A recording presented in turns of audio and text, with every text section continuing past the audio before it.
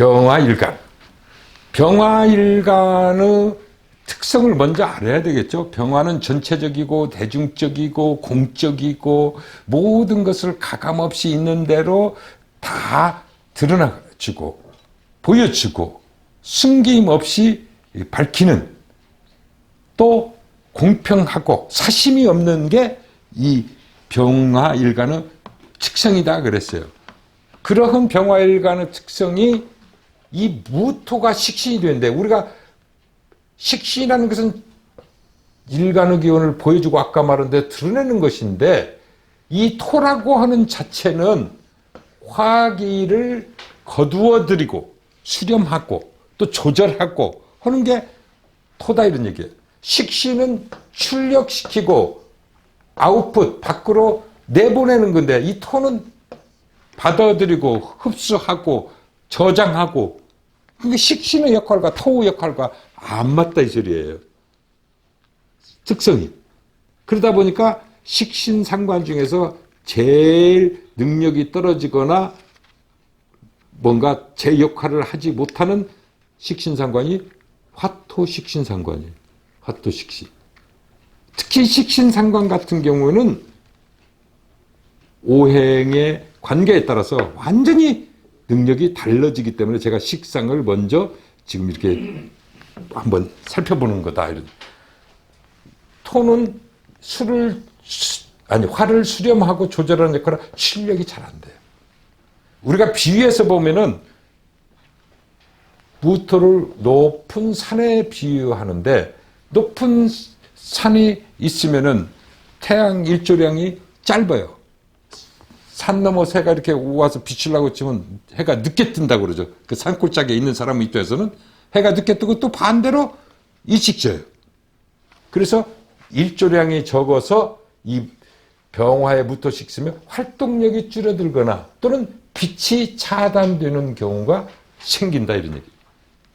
병화는 원래 골고루 공평무사하게 전체에게 다 비춰주는 건데, 무토가 있으면은 비춰주는 쪽과 안 비춰주는, 음지와 양지가 구분이 돼버린다 이 소리죠. 산에 의해서. 그게 음양이라는 글자도 산 너머에서 해가 비친 쪽은 양이고 그늘진 쪽은 반대편 쪽은 음이다. 그래서 그 음양이 거기서 나온 거잖아요. 그러기 때문에 병화의 특성과 무토의 특성이 어우러지면은 오히려 병화의 그런 작용이 반감되는 거죠. 무토가 식신다워지려면 목의 인성이나 또 수관성이 필요하다 이런 얘기예요. 목국토를 해 주거나 또는 무게합으로 이렇게 잡아서 그 역할을 어떻게 해 주는 게 오히려인데, 근데 또 산에는 나무와 물이 있어야죠. 계곡에 물이 있어야죠. 없으면 민둥산이잖아요. 민둥산처럼 그 가치를 인정을 못 받아요. 그래서 이 병화의 무토 식신은 이건 뭐 식신도 아니다. 근데 거기에 목이 잘 갖춰져 있으면 경치도 아름답고 계곡에 물도 흐르고 부드러운 유연한 이 상이 되면은 일조량이 짧다 이렇게 얘기하면 안 된다는 얘기예요. 그래서 꼭 주변 상황가를 살펴봐야 된다. 또 출력은 해도 별 쓸모가 없는 경우가 많아요.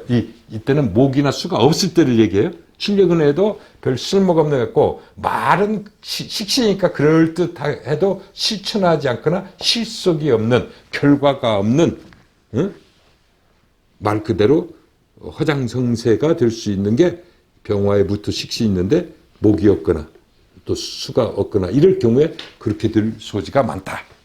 무토가 있으면 대부분 게을러요. 여기서 병화일간을 얘기해요. 병화일간에 무토가 있으면 아까 해가 늦게 뜨고 뭐 한참 자다가 뭐 일어나고 또 해가 일찍 져보니까 할 일이 없잖아요. 산골짜기에서.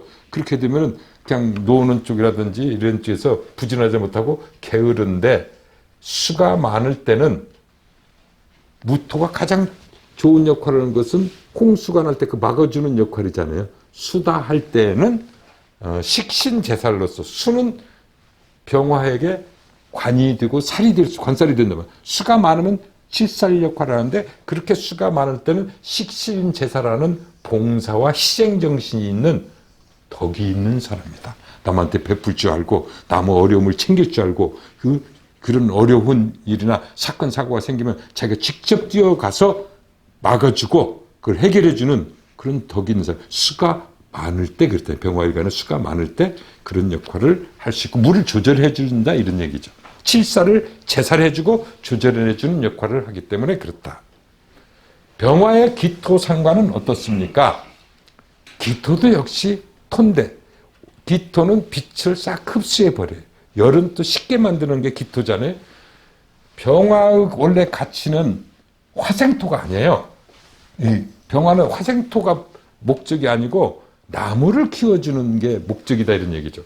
목을 키우는 것이므로 이 병화의 기토는 사주 원국에 목이 있느냐 없느냐 이거에 따라서 완전히 달라요. 무토도 또 아까 달라진다. 목이 있으면 달라지만 특히 기토는 생명체를 키우는 말 그대로 곡식과 채소와 나무와 과일나무와 꽃나무나 이런 것을 다 양육하는 재배하는 그런 땅이기 때문에 목이 있을 경우에는 그 병화가 촉촉한 땅에서 뿌리를 내리는 목을 잘 키워 주는데 목이 없으면 그 쓰임이 별로 없는 그런 햇빛이 될 수가 있다. 병화가 목이 없으면은 기토 상관이 있더라도 목이 없으면은 변질되어서 공공성을 훼손하고 사사로워지거나 전체를 생각하지 않고 한쪽에만 치우칠 수 있다. 병화는 하늘에서 그 천문을 볼 때 뭘로 봐? 구름으로 봐요. 구름. 그러니까 해가 구름에 가린 꼴이다 이런 얘기예요. 그렇게 되니까 한쪽만 비치거나 제대로 비춰지지 않는 그런 현상이 생겨서 전체를 다 커버하지 않고 전체를 그냥 가린 것이 없이 싹 비춰주는 게 아니라 구름이 딱 가려 있으면 구름이 있는 쪽은 안 비춰질 수밖에 없죠. 그래서 사사로워지거나 공공성을 훼손하기 쉽고 불법이나 탈법으로 왜곡된 상관의 특성이 드러난다 이런 얘기예요. 상관이기 때문에 뭔가 불법을 저지르거나 편법을 쓰고 뭔가 삐뚤어진 그러한 특성이 드러나고 매사에 장애가 생기거나 중도에 변질되기 쉬운 게 병화의 기토 상관이다. 이렇게 보시면 되고요. 그러나 목이 있으면 긍정적이고 현실적이고 자기가 목은 병화한테 인성이잖아요. 공부하고 준비하고 계획했던 것을 달성할 수 있다. 그래서 병화의 기토 상관에서 목이 있는가 없는가부터 봐서 판단할 필요가 있다. 이 무토나 기토는 목을 썼을 때는 관성이기 때문에 공적이고 전체적이고 이러한 일을 하게 되고 또는 직장이라든지 뭔가 정해진 룰에 의해서 움직이는데 만약에 목이 없을 경우 또는 목이 있더라도 금이 강해서 금을 쓰게 되게 되면 완전 사적으로 개인적으로 그냥 자기가 좋아하는 쪽으로 치우칠 소지가 많다 이런 얘기죠. 그래서 이 기토를 통해서 이 병화가 화생토 또 토생금 이렇게 기토를 통해서 금이 재성이라고 생재를 하게 되면은 완전히 사적으로 가는 기준이 더 강화돼서 병화의 공공성과 전체성이 훼손돼 도움이 안 된다. 그러니까 이 병화일간에 기토가 있고 금이 나왔다 그러면은 이것은 째째하게 돈 좀 쪽에 그냥 생재 쪽에만 전체를 비춰주고 뭐 키운다기보다 뭐 돈 드는 거 있으면 거기에 싹 그냥 완전히 찌욱거리면서 하는 그러한 스타일이 되기가 쉬운 게 병화에 기토가 있고 금이 있으면 그렇다. 그러니까 화토식신으로서 생재하는 것은 상당히 좀 문제가 있을 소지도 있다. 이렇게 보셔도 되는데 특히 병화가 그렇다 이 소리예요. 이렇게 병화의 식신과 상관을 살펴봤고요. 다음은 정화 한번 살펴봅니다. 정화일간은 또 반복하지만 빛으로 작용하느냐 열로 작용하느냐가 관건이다 그랬어요. 그런데 정화의 일간에게 빛으로 작용하든 열로 작용하든 목이 없으면 정화의 작용을 애곡시키거나 능력을 발휘하기 어렵고 수시로 변할 소지가 있다. 이렇게 봅니다. 근데 정화일간이 빛으로 작용하든 열로 작용하든 기토는 습토로서 그 빛을 흐리게 만들고 흡수해버리고 열은 약하게 만들고 쉽게 만드는 게 기토 식신이기 때문에 식신 중에서 가장 안 좋은 식신이 정화의 기토 식신이라고 봐도 과언이 아니다. 그 빛의 역할, 열의 역할을 갖다가 다 무력하게 만드는 그런 요소가 되기 때문에 그 기토 식신에 의해서 화기를 잃어버려 식신 중에서 가장 불편하거나 피해가 큰 식신, 식신이 피해를 입힌다는 말 쉽지 않잖아요. 무력하게 만드는, 일간을 무력하게 만드는 식신, 별 쓸모없는 식신이다 이런 얘기예요. 정화의 기토 식신. 빛은 흡수되어서 희미해지고 열은 약해져서 자신의 능력을 발휘하지 못함으로 욕심을 내면은 실패하기 쉽다 이런 얘기예요. 절대 자기가 가진 만큼이 다 힘이 반절 정도는 빠진다고 해도 과언인데 오히려 가진 만큼 능력의 반절만 갖고 한다면 뭐 현상 유지할 수 있는데 오히려 뭐 150%를 하려고 무리하게 욕심내면 백전백패가 될 수 있는 게 정화의 기토 식신이다. 정화가 원래 기토 식신을 자발적으로 생겨주는 게 아니라 원래 식신은 일간이 그냥 있는 대로 내어주는 게 식신인데 이 기토는 식신임에도 불구하고 정화가 생겨주는 것이 아니고 기토가 독이하는 상관적 성향이 강해서 일간을 탈진시켜요. 그래서 정화의 기토는 어떤 면에서 하는 짓이나 이런 것은 상관 같은 짓을 한다 이런 얘기예요. 식신이지만 그게 정화의 기토 식신이다.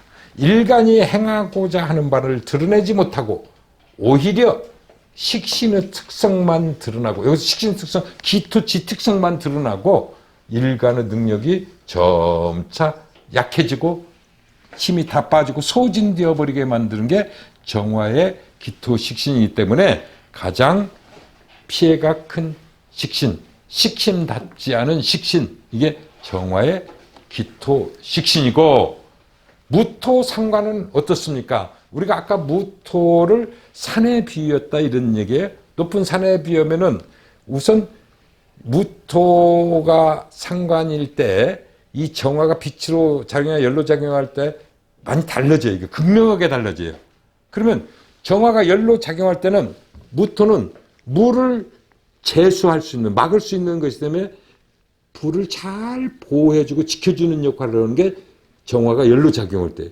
그래서 화로, 용광로, 난로 이런 것들 이 정화에 무토가 있으면 열로 작용하면 그렇게 작동이 되는데 빛으로 작용하면 높은 산에 가려진 산골짜기 등불이 되거나 이 무토라고 하는 것은 공간을 한계 짓는 거예요. 뭐 성이나 이렇게 건물 내에 있는 등불만 같아서 방한tuk소처럼 그 한계가 있어요. 이러한 장단점이 있다. 그래서 정화가 빛이냐 열이냐에 따라서 정화의 가치가 극명하게 차이가 날 수 있는 게 정화의 무토 상관이다. 빛으로 작용하면은 무토는 정화를 가리어 뛰어난 정화의 정신, 선비 기질 이러한 것을 발휘할 수 없게 하거나 활동 범위를 한정한다 이런 얘기예요. 활동 스케일이 좁아들고 어느 한 그 바운더리 내에서만 빛을 발할 수 있다. 이게 정화의 무토 상황이에요. 깊은 산중의 등불이나 실내의 전등처럼 고립되어 고독하거나 아니면 폐쇄적이고 소극적인 방한퉁수 상황을 띌 수 있는 게 정화의 무토가 있어요. 이 정화의 무토가 있는 사람이 아주 활발하고 대단히 그 오픈 마인드 갖고 있다 드물어요. 제 집사람 같은 경우가 정화일주인데 무술생이에요. 상당히 폐쇄적이에요. 제가 볼 때는 몇십 년 전도 고립보고 어떻게 보면 고독해. 제가 그걸 밖으로 끌고 나오려고 상당히 많이 배우는데 그럼 목이 강하면 그래도 괜찮아요. 목이 있으면 토를 제압하지. 그러지 않을 경우는 상당히 어려운데 그 안에서는 빛이 반짝거려요. 집에서든지 아는 사람, 가까운 쪽에서는 아주 좋은데 어떤 대중적이거나 공개적인 활동 이런 것을 싫어하거나 아까 폐쇄적이고 그런 고립되고 그게 자기는 편안하다는데 할 얘기 없는 거죠. 그죠? 그러한 특성 가진 게 정화의 무토 상관이다.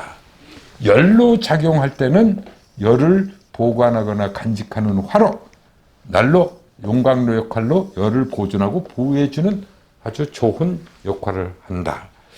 열로 작용할 때 경금과 사목이 있으면 개인적인 기술과 재능이 아주 뛰어난 전문가나 기술자가 될 수 있다. 정화 그러면 전문가, 어느 한 방면에 아주 일각을 이룰 수 있는데, 열로 작용할 때는 경금이 있어야 이걸 제대로 물건을 만들 수 있는 거잖아요. 그런 경금이 있고 그 열을 계속 떼줄 수 있는 연료에 해당하는 사목이 있으면은 정화의 무토가 있으면 아주 기가 막힌 그런 기술자나 전문가가 될 수 있는 자격이 있다. 이렇게 통변하시기 바랍니다.